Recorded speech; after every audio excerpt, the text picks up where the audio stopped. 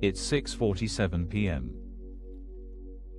You're standing in your kitchen, holding a glass of water you don't remember pouring, and you suddenly realize you have no memory of the last 4 hours.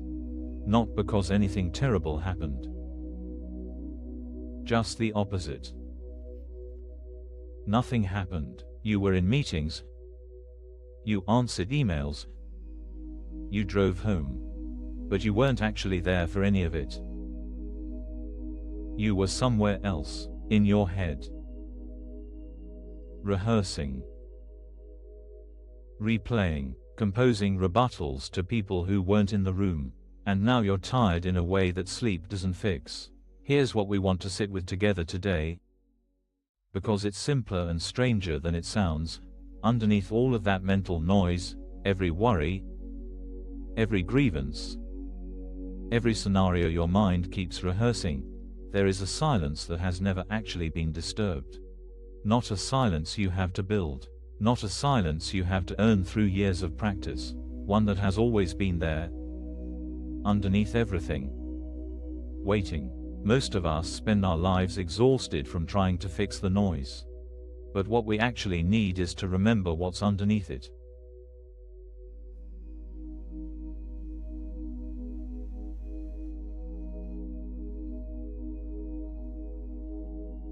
Let's go back to that Tuesday afternoon. You're 3 hours into a meeting that should have been an email. Someone, let's call him the guy with the half smile, says something dismissive about your idea. Nothing dramatic. Just a flicker of contempt in his voice, and something in you goes offline. You're still nodding. You're still making eye contact, but you're not there anymore. You're drafting your rebuttal, you're rehearsing what you should have said, you're cataloging every previous time this person has done this, building a legal case in the courtroom of your own head. The meeting ends. You get in your car, you're still in the conference room, arguing with someone who is already home eating dinner with his kids. And here's the part that's almost funny. If it weren't so exhausting, the argument you're having isn't real. He's not defending himself. You're playing both parts. You're the prosecutor and the defense. You're generating the whole storm inside your own skull and then feeling battered by it. As if the weather were happening to you. This is the loop most of us live in. The mind replays, the mind rehearses, and somewhere along the way, we start mistaking the noise of our own thinking for reality itself. We think we're dealing with our lives, when really we're just listening to a very loud recording of our lives, on repeat, from inside our own head.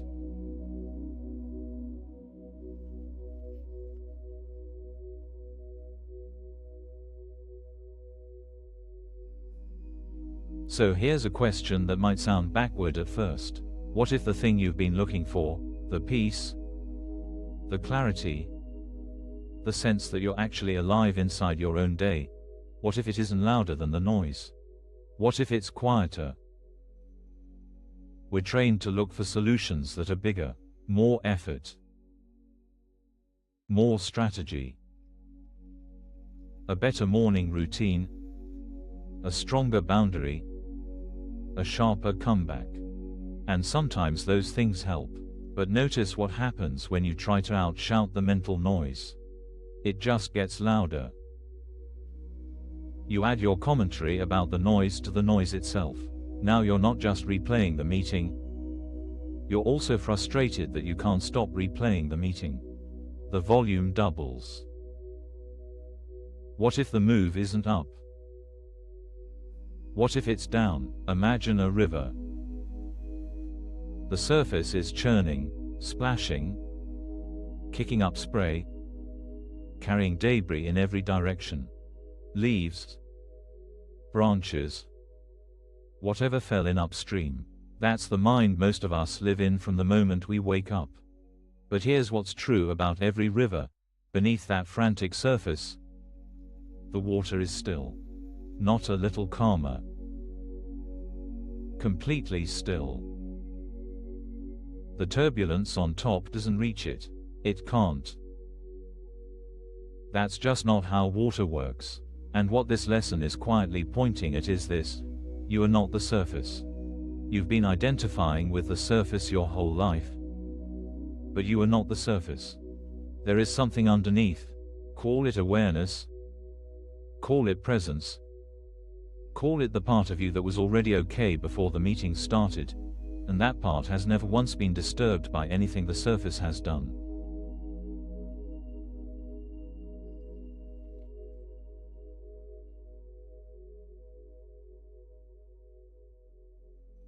Now let's go back to that spiral in the car on the way home. Only this time, imagine something shifts. You're mid-argument with the ghost of your coworker. You're building your case, and somewhere in there, you catch yourself. Not to fix it, not to forgive him yet, not to spiritually bypass the whole thing with a deep breath and a mantra. Just to notice. And underneath the noise of the argument on loop, you feel it. Something quieter. A sense that you were okay before the meeting. That you're still okay now. That whatever is running the show up top, there is something further in that hasn't moved at all. It's not dramatic. There's no white light. It's more like realizing you've been holding a suitcase you didn't need to be holding. The weight of the day doesn't magically vanish. The coworker is still, objectively, kind of a jerk. But the grip loosens. The story loses its teeth. You're not fighting the river anymore. You just found the part of it that was already still. This is what we mean when we talk about silence in this practice. Not the absence of thought. Not a quiet room, a silence that lives underneath thought. That thought can't actually touch. It's been there this whole time. It was there in the meeting. It was there in your worst argument last week. It was there when you were 9 years old lying in bed listening to your parents fight. It doesn't come and go. Only your awareness of it does.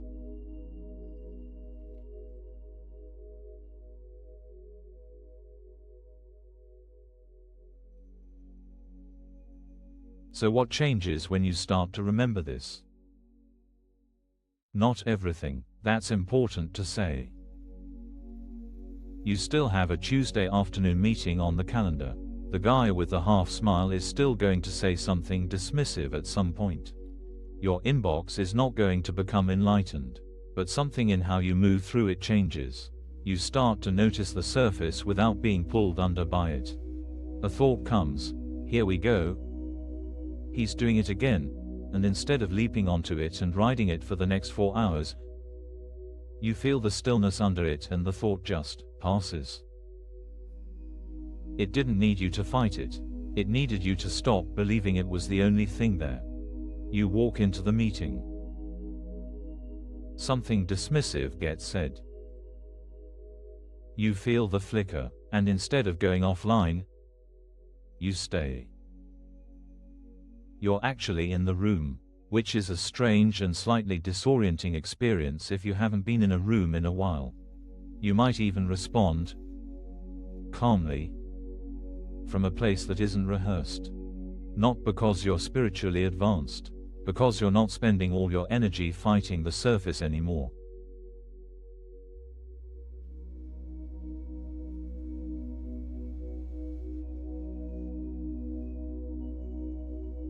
Here's what we want you to walk away with before we drop into the meditation together. You don't have to solve the noise. Read that again. You don't have to solve the noise. That's the trap. That's the thing that's been exhausting you. The noise isn't the problem to be fixed. It's the surface of a river, and rivers have surfaces. That's fine. What you're being invited into is something much simpler and much easier. You're being invited to remember what's underneath. To sink, just for a moment, out of the churn and into the stillness that was there the whole time. You don't have to stay there forever. You don't have to become a different person. You just have to visit, and then visit again, and then, eventually, you start to notice you're carrying it with you, even when the surface goes wild. The stillness in the back of your awareness hasn't moved. It's not going to. That's the only real promise here, and it happens to be true. So let's stop trying to quiet the river. Let's just go find the part of it that was already quiet. Before we move into the meditation, if this is helping you, you're welcome to like the video and subscribe. It's a simple way to keep practicing together.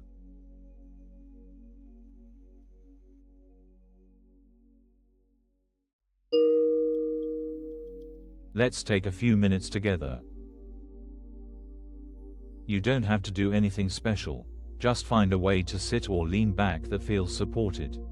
Let your eyes close, if that feels okay. If not, soften your gaze toward the floor. Notice that you're breathing. You didn't have to start it. It's already happening. Feel the weight of your body against whatever is holding you up.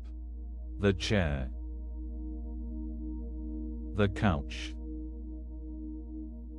the ground. Let it hold you. Now, gently, bring your attention to the noise in your head. Whatever's there. The unfinished conversation. The list. The thing you said this morning that you wish you hadn't. Don't push it away.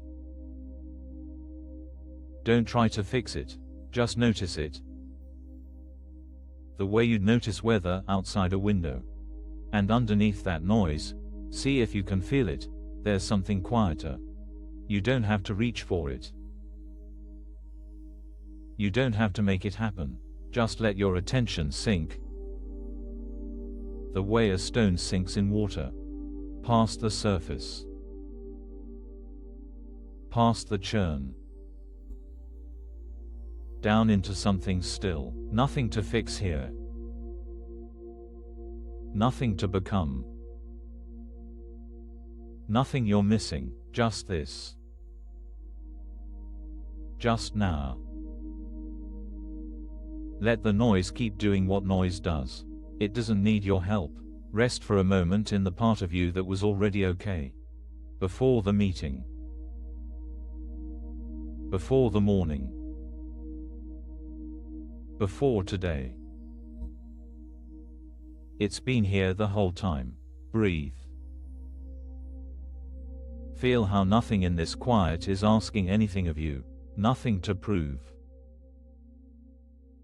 Nothing to earn. Nothing to defend. You are allowed to stop swimming for a moment. You are allowed to be held. Stay here as long as you like. When you're ready, let your awareness widen. Notice the sounds in the room, the temperature of the air. Feel your hands,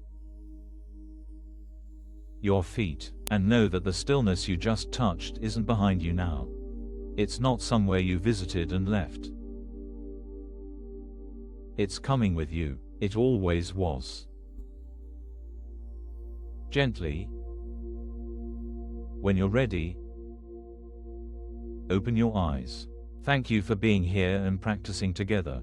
If you'd like, you can find a free digital ACIM resource in the description. And if you want to mark the moment, a simple comment such as, "I am grateful," is welcome.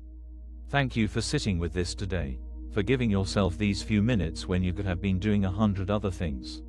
Whatever the rest of your day looks like, see if you can be a little gentler with the noise, and a little more curious about what's underneath it. It's been waiting for you. It's not going anywhere. We'll see you next time.